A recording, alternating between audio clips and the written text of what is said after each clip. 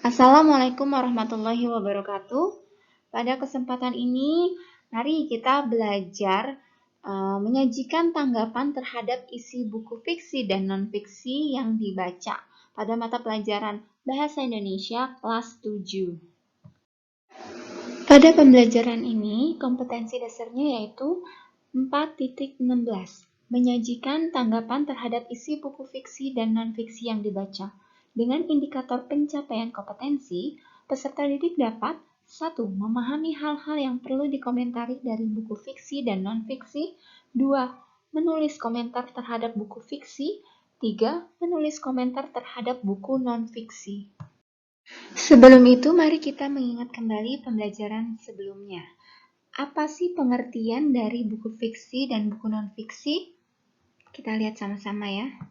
Buku fiksi yaitu buku yang berisi kumpulan cerita karangan yang dibuat-buat dari imajinasi pengarang yang isinya tidak perlu dipertanggungjawabkan dan memiliki bahasa yang konotatif serta memiliki tujuan untuk menghibur. Sedangkan buku non-fiksi yaitu buku yang berisi kumpulan data-data berupa gambar, grafik, dan kutipan-kutipan teori baik dari teori sendiri maupun yang diambil dari teori orang lain yang mengandung fakta sehingga isinya dapat dipertanggungjawabkan dan bersifat informatif sehingga dapat memberikan pengetahuan kepada pembaca serta menggunakan bahasa yang denotatif. Hal-hal apa saja yang perlu dikomentari? Di sini saya memberikan dua model. Yang sekarang adalah model yang pertama ya, yaitu ada tampilan fisik, tampilan isi, dan bahasa. Untuk tampilan fisik seperti kalian bisa mengomentari kelebihannya atau kekurangannya dari cover, dari warna, dari gambar, terus dari kertasnya, atau dari ketebalan bukunya, atau keterkaitan judul dengan isinya, itu bisa kalian komentari. Lanjut, yang kedua adalah tampilan isi. Kalian bisa memberikan pujian atau kelebihan atau kekurangan. Itu dari identitas bukunya misalnya. Atau untuk fiksi itu bisa kalian komentari unsur intrinsiknya. Atau kalau untuk non-fiksi itu kalian komentari materinya. Materi yang ditulisnya itu apakah bisa dipahami atau tidak. Terus yang terakhir adalah bahasanya. Yang perlu dikomentari itu bahasanya.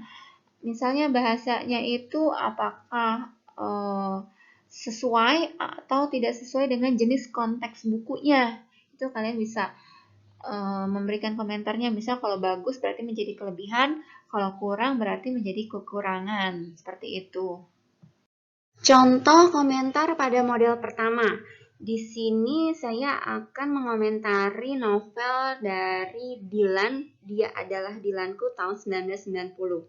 Dari segi fisik, pada cover novel yang berjudul Dilan, Dia Adalah Dilanku tahun 1990 ini sangat sesuai dengan cerita. Dengan warna abu-abu pada cover, sangat cocok untuk menggambarkan tingkat SMA. Gambar seorang laki-laki dengan baju SMA sudah tepat, namun tidak memakai jaket.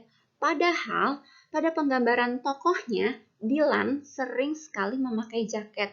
Itu yang menurut saya kelemahan dari cover novel tersebut. Lalu terdapat gambar motor pada cover, itu sudah menggambarkan penggambaran keseharian yang Dilan lakukan.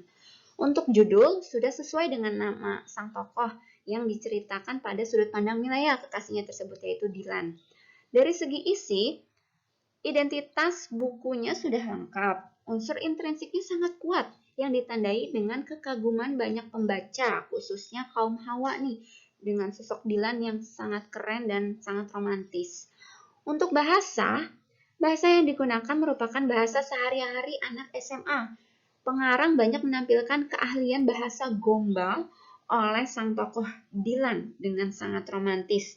Itu menurut saya menjadi keunikan tersendiri dari novel tersebut. Hal-hal yang perlu dikomentari pada model yang kedua nih sekarang ya. Yang pertama ada data buku. kedua ada info singkat tentang terbitan atau edisi bukunya. Yang ketiga ringkasan cerita. Yang keempat penilaian terhadap buku, itu kelebihankah atau kekurangankah. Terus sama yang terakhir adalah data penulis.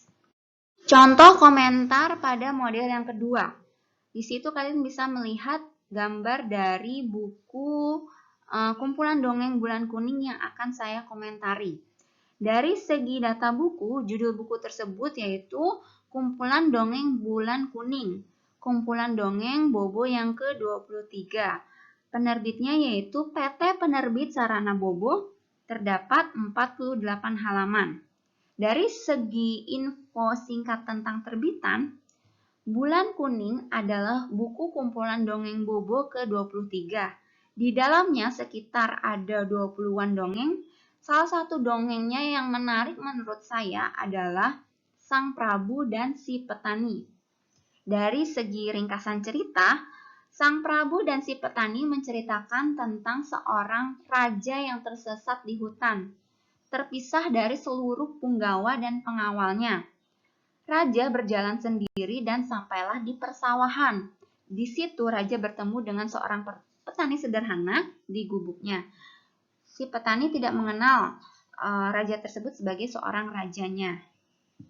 Kemudian penilaian dari buku tersebut, menurut saya kisah ini sungguh menarik. Dalam percakapan raja dan petani, kita mengetahui bahwa petani selalu bersikap ramah dan baik hati kepada para tamu yang baru dikenalnya. Meskipun dongeng ini pernah dimuat oleh majalah Bobo, tetapi masih saja menarik untuk dibaca. Apalagi kini dongengnya diilustrasikan dengan gambar-gambar indah penuh warna, sehingga suasana dongengnya amat terasa. Dan data penulisnya pun ada, yaitu ISS atau Tim Anak dari sumber Kompas pada tanggal 26 Oktober 2003. Alhamdulillah kita sudah selesai belajar tentang menanggapi atau memberikan komentar terhadap unsur buku fiksi dan buku non-fiksi. Terima kasih atas perhatiannya. Wassalamualaikum warahmatullahi wabarakatuh.